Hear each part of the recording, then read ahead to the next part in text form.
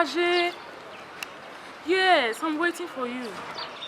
Hey, we're along the road here, ma'am. Yes, hey, what me was? Madam, beg, I want piece of body. Give me my bag, I beg. What? I beg, give me my bag. Are you afraid? Okay. Who for?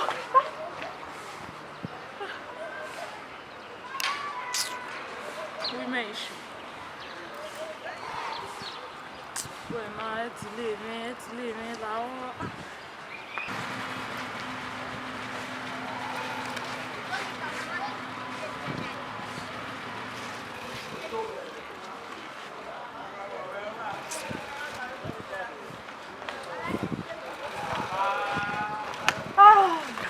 Thank you. Yeah, you're not even for me. Any here. Easy. Let's see. Let's see. Madam, what's happening? Sorry? You go need you work with mommy 3,000. Sorry, check well. I don't understand. You don't understand you when you check where. You check it now. You check it now. Don't you think you will wait. What are you insinuating? Like, I don't understand. What are you insinuating? Like, I don't understand. I should be the one that really doesn't understand here. Well, the woman not believe money. Okay, won't believe my gangster. See, me 3,000 they miss. Madam, give me money. They be that. Now use me play. Hold on. Hey. Would you allow agree? I'll get always say just check well. He made time when I wear. He go need you wear 3,000 naira. Hey, but okay, here right now, mommy go need. You go, mommy. You are insane. Eh? You are. Why am I not insane? I can't make where I'm not insane. I'm going to the office. Don't you just don't. Don't let me come. Can't want to fear what for my back. Come on, oh, sorry. Oh, is me play? Give me money. My money. How much? 3,000 naira. Hey. You want me? Where you going? Only fear what hold on. I'm not sure I have up to 3,000 naira yet. I'm not sure I I just have 2,000 naira. 2,000 naira. Yeah, manager. You are a beggar. You are a beggar. You are a thief. Thief. You know you are a thief. You are a gangster. Hey, this guy is a thief. Jesus.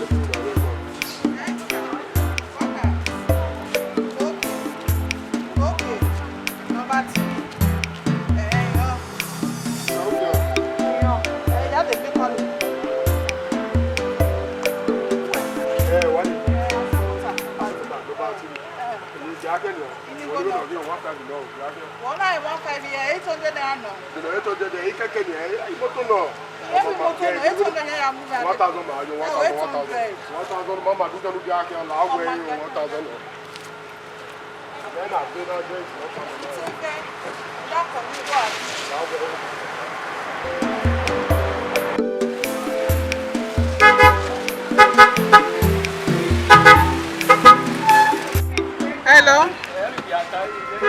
Hello, is that someone I know? Is someone? Please, complete. Remove your chin. Fool, women. Pull everything. Remove your chin. That you yak Bob, you said ya. Why differ? Bruce, okay, can I go? Can I have one in? What? That John?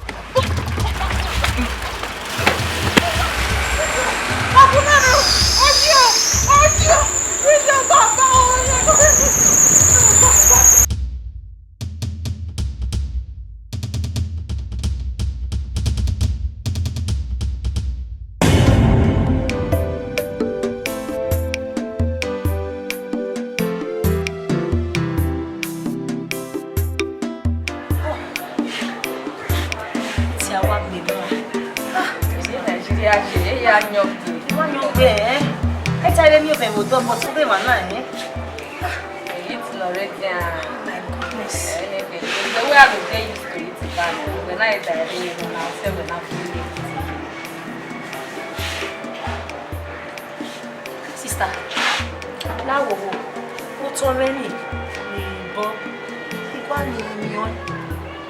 Understand? Yeah. One when I die, I will carry relax. Then you will see worry, rush, we are here. I'm going to say, I walk away. Now, can you tell me the nice one, Bonnie? You want one man, so maybe I need a Kenyan machine. Probably back on the yard, only cat man. Now, tea. You only can know the listen as zero G. So, you are way valid, maybe with that man. No, thank you. We'll see. I'll go for now. What day is it? You know, for inconvenience. Yeah, information. Formation. Eh, what information est passé à nous? Combien quoi? On est que pendant dans la nuit, man. OK. Ticket. Il y a vu tous les motos. Et n'a pas de vaillant. N'a de quoi wasser. Maintenant doit affluer. Ticket. Il y a une coba. Go. Et là, on m'a vu. Il a TV. Il y a tout boy en faut voir. Après quand on m'a. Avec moi là. Bah ouais, où va? Il y a un petit mot pour gagner. Donc il y a un jour OK, I understand. on faut voir. Bien. Bah ça on qui a. Bien. Bah ça on va tout avoir fait dans fian. Oh, on y met à casser à deliver. On y va là. Problème they are preaching in a letter. I will find you something. On y a des mots. Quand 3 centimes. Yeah. Nigeria police. They all come and will find me something. Oh, no, we're business away in a tap. No. I'll give you money. Where police? The police say no come out here. I'll find you something. Makaraba. Yeah, we're information minister, man. In the mighty name of Jesus. Everything go back. Where? Me and I know where we go. Sorry, man. Hey, where? What's wrong, amigo? Now. It's just hello, boy. Yeah, go le way have moto. I want to know. We're not here. You go where you make one look at tire. But you will have moto. Me I have moto eva me ve ya be do we. Oh God. Yes. Okay, what am I now? To get message to it. You only buy Jesus Christ. it. You are going Where you are going. Hey, we be try tell man of God, eh? Well, we be where you go with this thing we have in. We born for you. Jesus. It didn't ya prepare for you. Makaraba shakaraba. Father Magana City. Sister Cynthia. Pardon. Pardon. Yeah. Epa. Yes. Who got a woman? Hear me. When you win, he can't me chance very only. He me understand. So on you see, man, I read on me way. Yeah, I'm aware. Who important thing you have to marry? Because let me tell you what I've been trying to meet with you when you away. But because of any time, because of time. I mean, when we reveal the revelation of because Aigba we pray with church, they also want to reveal them. Who is this beautiful girl? No, me all worry on me. Ni oni ambuana. He do gay. Now this person must be Cynthia. One of the work they show here for man. But thank God, we need you on your behalf. Meanwhile, even Osununa is from your working place, and we can family with you. Hey, okay. You are too young. So for that reason, the solution of Saturday is that you need to undergo fasting and praying for good 30 days. Serious fasting and praying. Yes. Meanwhile, we are going to fasting now. Your 10% you can pay as your tax. So when you come on, you increase it to 30% because of and that 30% will help pay. You don't need to put it in offering box. You pay direct to the man of God so that he can hand over to Salobo. 30%. Yes. Because there's your very close friend. This is your third friend in the person of the mama is too much. A Kate. Oh, Kate. Only because of jealousy. Oh, devil. We no sabwa rivi man, we no see no Kate only boa. I will tell you when you can come, I will tell you. I will get to war, you win our wear. Eh, boss, why, you feel rule what to find again. I'm say, oh, God, that jealousy, she wants you there. So, what was our back with you? Hey, Kate! You salopua! And those are the reasons you didn't ask you because I know it's very tight. But because you're going to get sick, I have been praying for you on your behalf. But you still need to do the fasting and praying on your own for do 30 days. Wow. Your parents was about you. Was about to and almost the solution to that. My own best friend. That is it. No best friend, no brother, no mother, no brother in business. Meanwhile, because of time, yeah, I said, I need room there. I want to be my mouth. I want that, but what? Try and follow it up. Don't fail with your 30% tight. Sister, I hope we know what do we know what the picture no man yeah, me carry we no man bad. They trust the way, but man, we are 1 minute no wow. Anyway, I'm one with the picture, no difference. Oh, me carry poko with it. Trust the way is that. No, trust the way.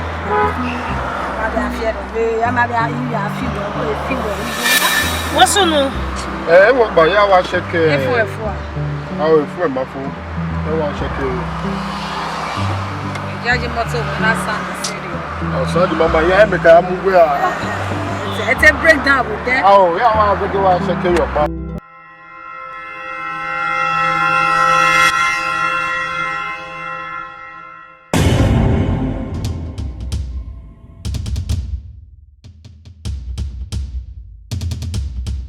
Yes, corporate. Come on here. Corporate. Jesus. Hey, move on. Before you were fast. You were me on it. Yeah. Mama, what's on the way? Yeah. Keep quiet. Move on. Silent. Go where you No. What very good. It do one.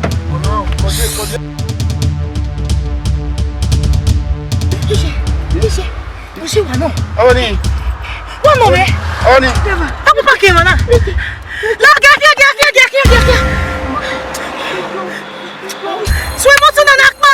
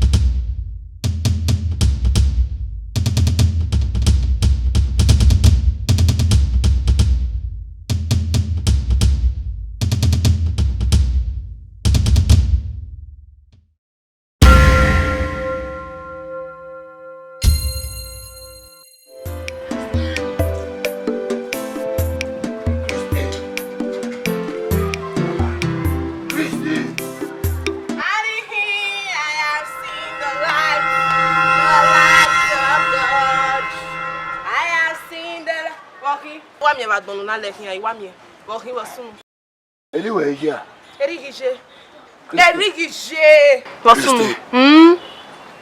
When I hear about you, I defy Christy. Hey, Abu. That bomb fi we there. Me na hina nia. Walking was soon wa me. Christy. Anyway, yeah.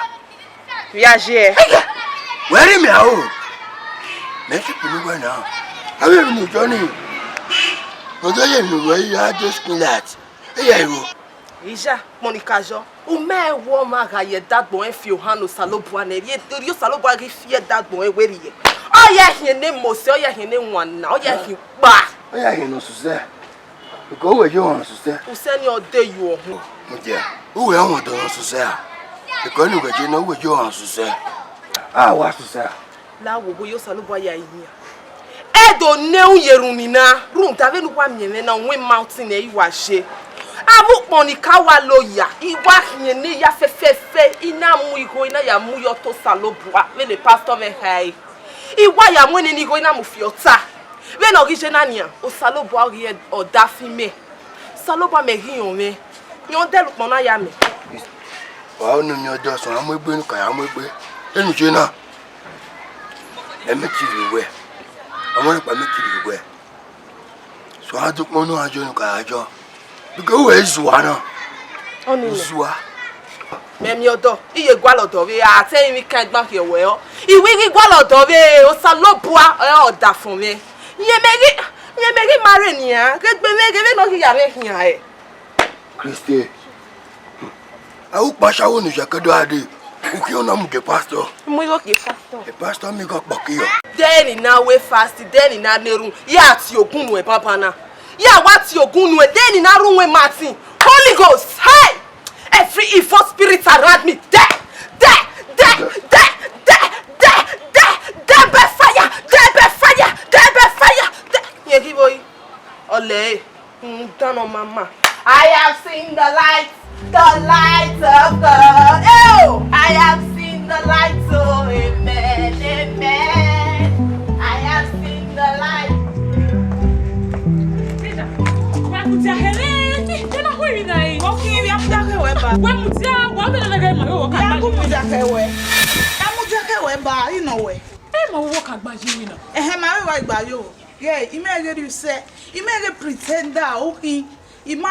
Maybe pretend that Aigba-Ekhoe. Hell, yeah, can't knock back. What about your way? Walking your way. You may need you wear that other way. What? Yeah, I don't need it. Listen.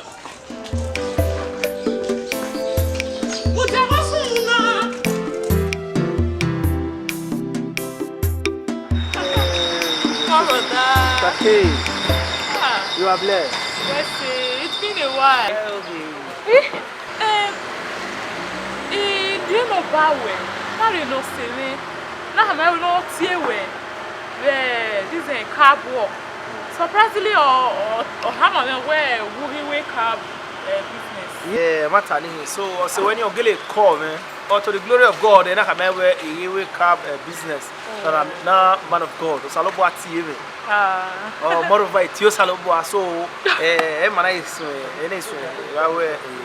work of God. To the glory of God, everything is moving on fine. I don't wait to salobo well. So much here. Meanwhile, for a very long time, I but because of some reasons, I just pray that we're on a very good day. I am here, so that I will tell you the revelation of Saba. My no, I customer again. You know, Saba, why I tell you, all the revelation that I try to like pass it to them one after the other. Thank God they give me a better. Also, or the problem in America. I can see where, yes, there's some little problem in your workplace. That's true, kind of. There's some little issues. And also, where is responsible for it? You're very tired from. Yes. No. Heck, how man of God is he? He are told tell us now. Go. Also, when I can, you want when you can. If you want the revelation to make sure this person's name, I will tell you. I have just one friend. That's my only friend. Go. My God is faithful.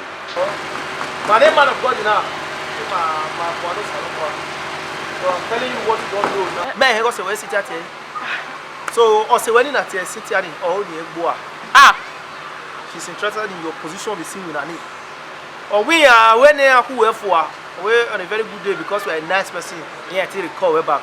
But our own plan is in Egboa. All the way to 6 years. I've told you.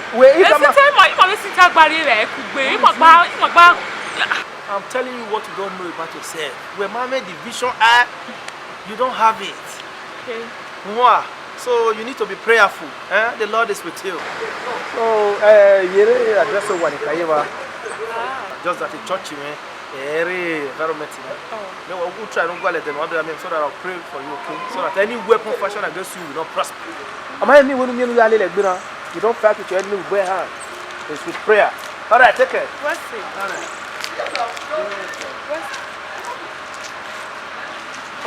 Cynthia. Akohosa, where it's in it. Iya gele wa kan say do we o ta ri ya me wa. O sa do wa wa re na. Wo ki wo sunu na la lo to egume gwa do agumegun a. Me na ya kun mi. Christy, we no ka wari o wa ni be. Eno pa egba ku ye yan bo le. The condition we give man. Ibere na condition we give man. We room done e wa we enya. Iya pack we we ni bona. Landlord o se gbo ma italeme e o si. Pastor megele wata ma mewe e fasting iwa una we temptation our lere. E na ha mewe pastor bia ya overcome e ona ha ma mewe. Ne no ma wa tu la senyame. O wa ya senyame na mero. O we ni ge guegu an. O we ni wa ohun agherun da o wa gbe no hire me. Be nu we jina. Nu we re bo ka gba na. Be no wu na. Christy, la wa ya ri go me. Landlord ye ge me. Mo ri eje tu so na. Me no nya wa.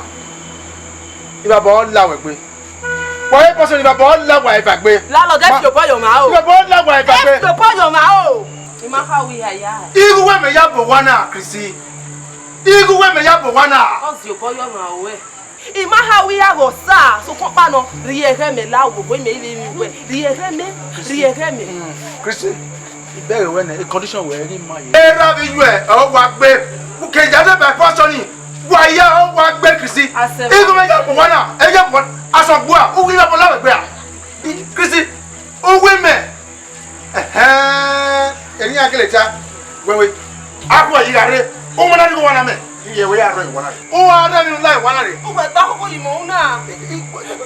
Akwa be you a. Buja, gumere akwa. O mo na ni go na me. Gumere akwa mo na ni me. Oye mani ana sile o ya kwa sile ya kwa na. Akwa be you a. Holy Ghost spirit ne. Baba ole wa pass egbe. Igu ya kwa na wa pass. Igu ya kwa na. O wa wa kwa. Esu olowe na. Epa esu olowe na. Esu olowe na bi ju Christy. Christy esu olowe na bi ju Christy. Esu olowe na bi ju. Akwa be you a kwa. Akwa ko akwa. Awi overcome. Overcome. Salopua. Rieti me. Ni ya overcome se la lotina. Ime ya overcome suwe oni me Christy. E Christy na te yigo re. Oh, ya makome. Salopua ye wetu wa win na that moment na. Ya mewu emi nu onu ya mewu. Salopua. Ami egbe boka wo.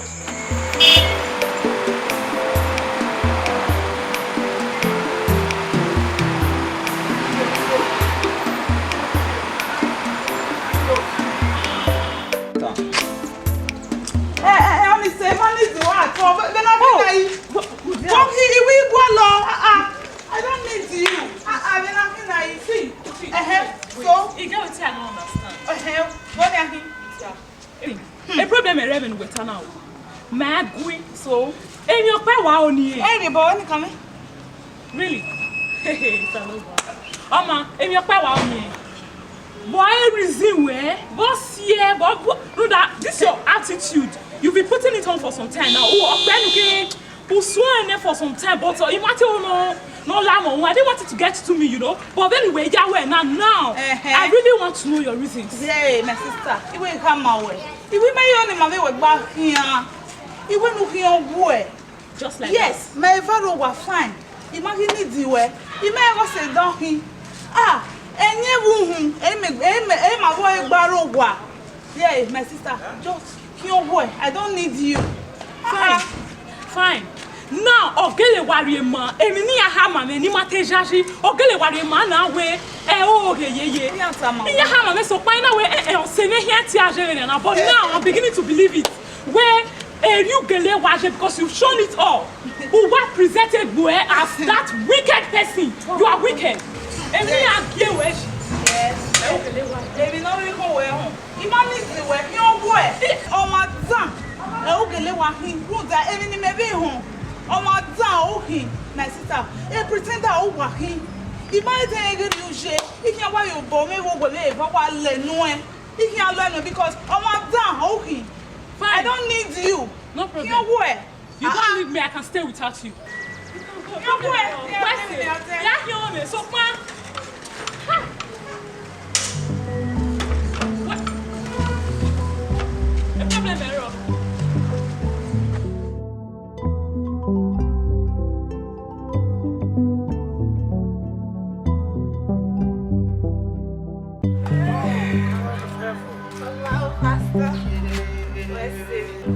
Thank God where a prayer and fasting owner or day successful. Salobo me watch you good your heaven.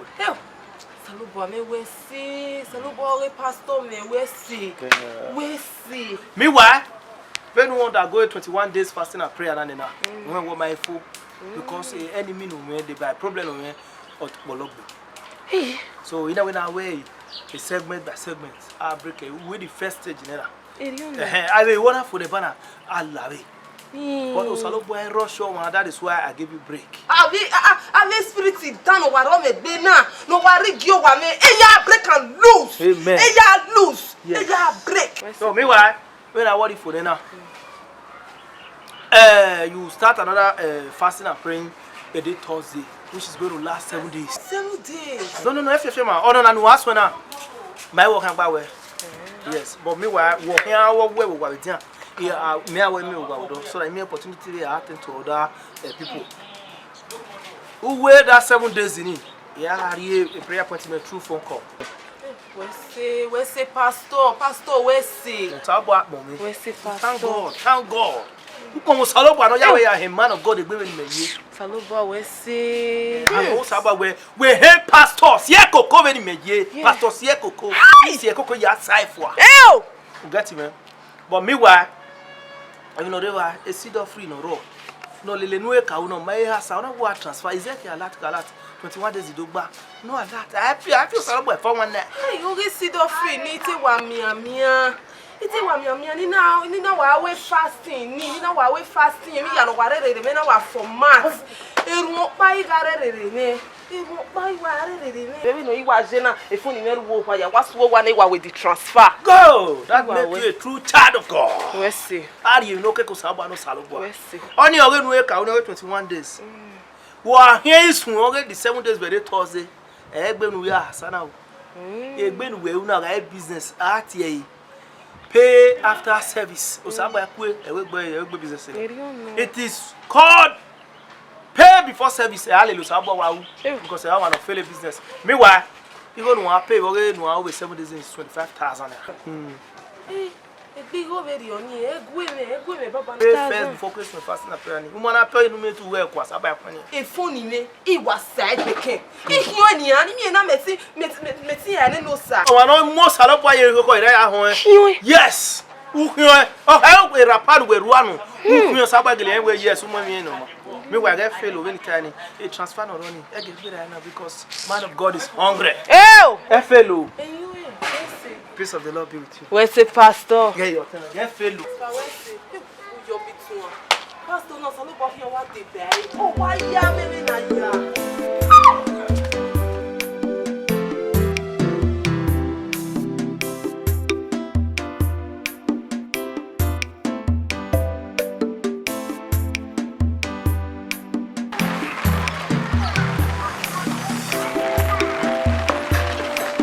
To the glory of God. That boy is so kind.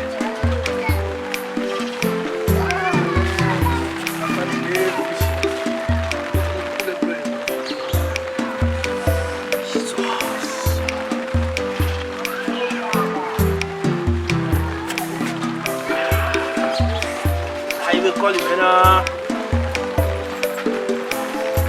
Sister Christy.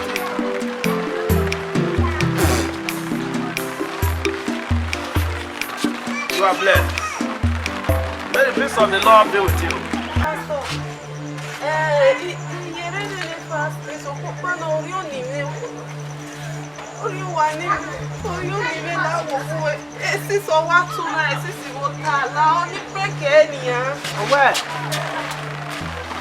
No. Sister Christy. Damn home. When we are away fasting, it is only an attempt of I am with Jesus Christ. But because of being wise, I say I'm gonna do this soon. At least we fasting up one I know. Hey, no. Oh, how many I got boy? Get boy. Anyway.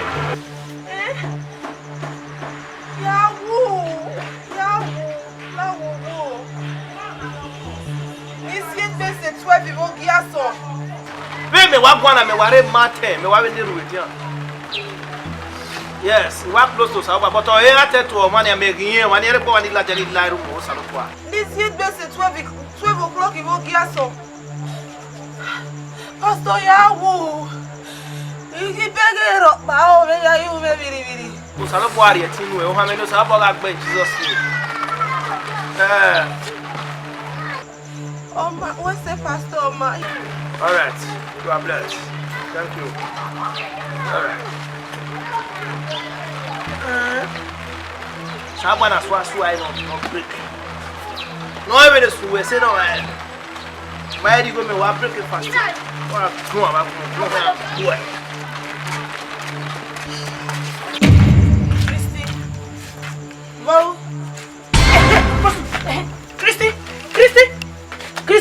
Christy, quoi? Allez, Christy. Allez, Christy.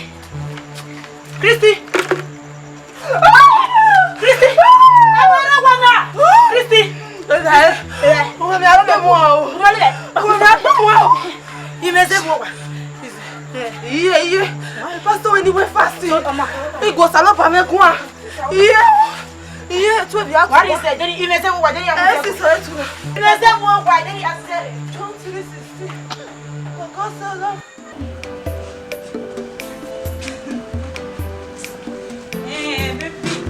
Il y a Watson, il a dit, that's the guy. Sharon.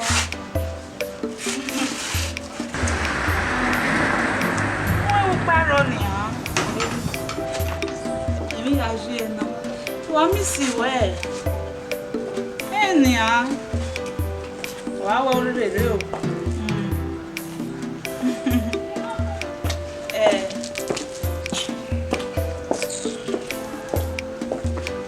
La gourmet goin. Aïe, c'est yo e wo pa no ni mo gbare ba. Hello? Uge yi no.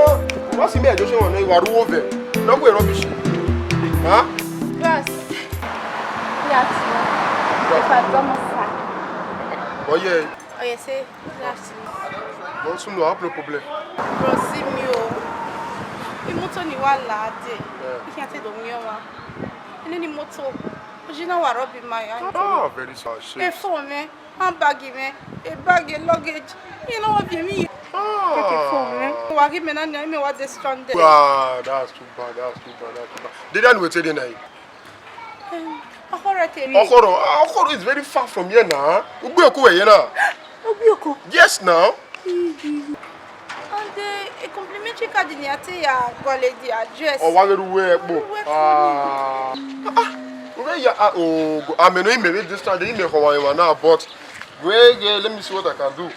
With me, if I'm judging now, with me, we are the motor of the horror. Plus, if I'm judging, I say, I mean, I think we cab. If I'm judging, say, what in cab? Okay. Or you man because a cab man, he may tell me that Hawaii one, and me, I want to move to a no horror, even if they say. Bros, you never know. So, come no, ya come your one without. What have you one? Kill a cab. They are man. Bros, I join whether you add now. What you pay? Yeah, you buy it. You know that was, or you walk by my get me suspect. But back with my bros, what you pay? You what you buy? Oh my bros, I have a business. So we was also. Bros, do I very do you buy this? You go to sit down. I get a bonus to sit down. Where what you are here? What you make double the car? All right. And go.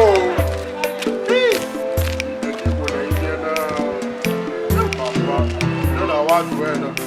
The job more reaction.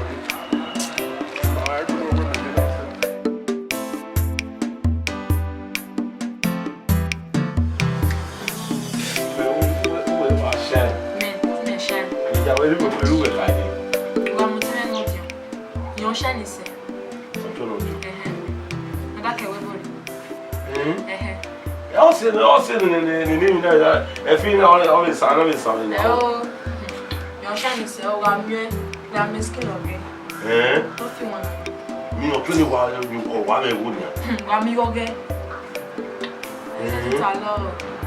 Vous me prenez, ya vous. Ọ̀sẹ̀ náà ti ọ̀pọ̀ mi ẹ̀gbọ́ bí nà mi. Nala, ọmọ ẹ̀gbọ́ ọmọ ọdún mú ẹ̀kẹ́rẹ́ àjò. Ìyá wẹ̀ ọ̀gbẹ́ 15 years bẹ̀rẹ̀ wẹ̀ bò. Iná yẹ tún ẹ̀ wọ́n pariwo. Fún èyí kiri. Ìyẹn pa 15 years. 15 good years. Ìyẹn gbogbo mi yẹn kọ. Ìyàwó ọmọ ìyẹn wẹ̀. Wá mi wà náà wà bọ̀ lẹ̀rẹ̀ dó náà. Ó gbọ́wọ́ o, òṣèlú o, kí ló ń tọ̀ ní wà dé. Ọ̀tún ẹnu. Ọ̀tẹ̀rẹ̀ ní mọ́tò. Oge náà. Oge náà.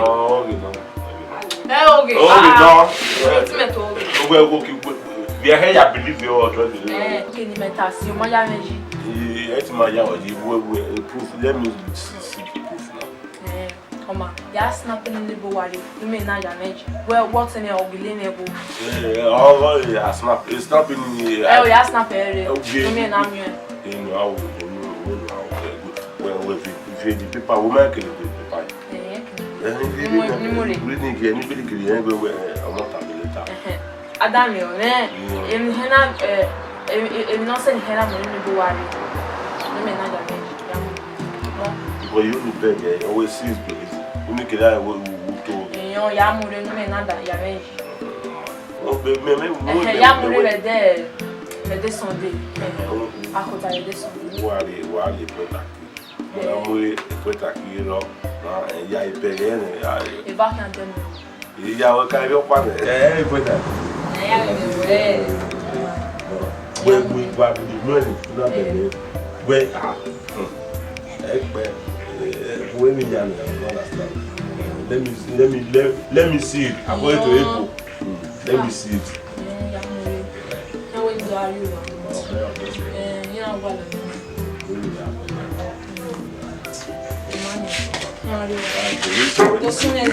Thank you.